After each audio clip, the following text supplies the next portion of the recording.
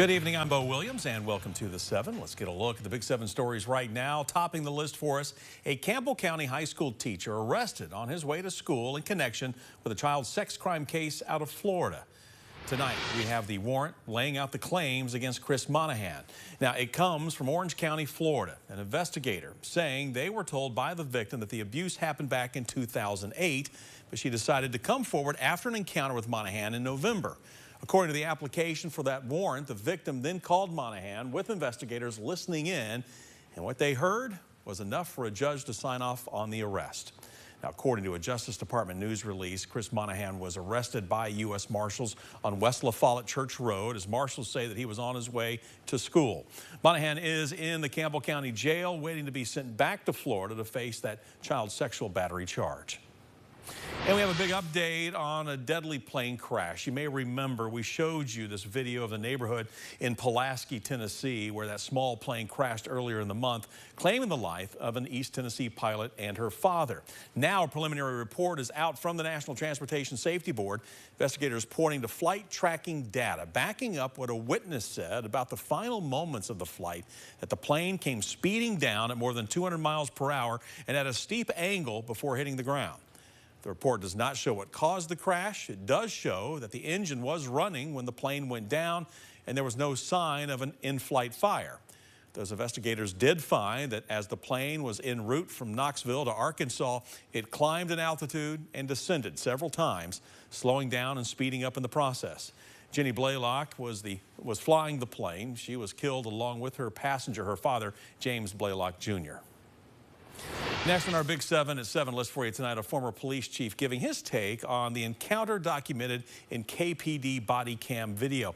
It's the encounter we showed you yesterday, going back to December 2nd, when an officer was called to check on a text to the 911 system about someone needing help at a house in West Knoxville.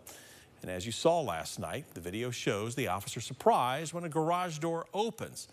The officer turns, fires a single shot. No one was hit. We showed this video to former KPD Chief Phil Keith today, getting his analysis of what it reveals. What jumped out at me was that she saw a weapon and the angle of the, or the observation of the officer.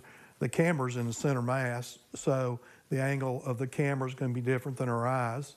And it's more important to know what she sees, and when she saw it, she apparently saw a weapon or thought she saw a weapon. Now, the Office of Professional Standards is continuing to investigate what happened. That officer is back to her usual assignment after a period of administrative leave, which is routine when an officer has to use their firearm.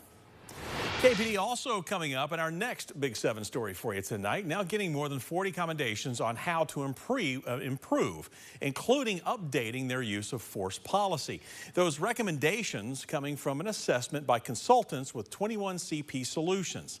Now, the report recommends KPD should, quote, update its use of force policy and be more specific when force can or cannot be used. The evaluation also recommends changes in training when dealing with vulnerable individuals. They say more training around mental health would be very beneficial. In response to the evaluation, KPD Chief Paul Noel said in part the department is, quote, deep in the process of evaluating 21 CP's recommendations. We will assess each recommendation individually to determine how they support our values and organization and the culture that we are working to build, end quote. Big money for a big road project as our Big 7 list rolls along for you tonight. The money coming from that big 10-year plan TDOT rolled out yesterday, which we're learning also includes the new exit 408 in Sevier County. It's in the form of $189.9 million for the I-40 interchange at Winfield-Dunn Parkway and more than $115 million for an extension to Route 449. The construction is estimated to take place over a period of 5 years beginning in 2025. The plan is part of TDOT's efforts to reduce traffic congestion around exit 407. Of course, that leads to Dollywood, the Smokies, Buc-ee's, which you're looking at, and more of Sevier County's most famous attractions. Now, one part of that 10-year plan we told you about yesterday, those choice lanes, letting drivers pay to get away from the rest of the traffic, if you will. I-40 in West Knoxville is potentially on the list to get one of those choice lanes.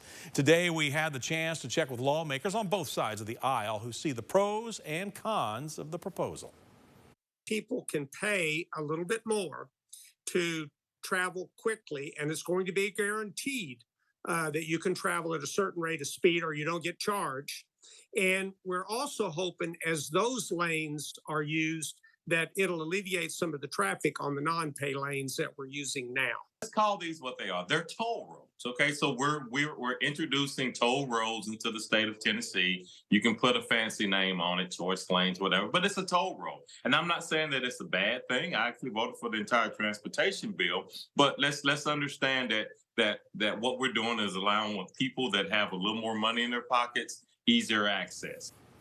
For now, the choice lanes still far from being built as research continues on the viability and where the money will come from.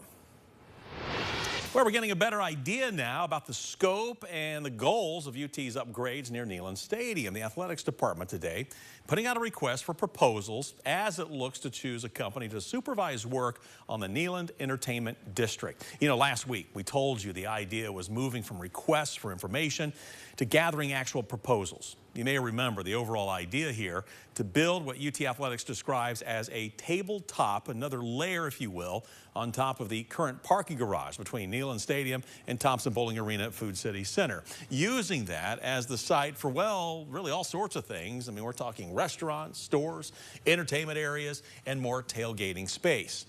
From the actual RFP documents today, we found out more about a hotel complex that's also part of the project. From that, UT is aiming for around 250 rentable rooms, plus 30 condominium units and what the request describes as a condotel. Also, the retail and entertainment complex would be at least 15,000 square feet. And the document emphasizes that whatever is built should have a net neutral impact on campus parking capacity. Remember, this is very early in the project. Lots could change. Some of it probably will. We'll keep you posted as it evolves.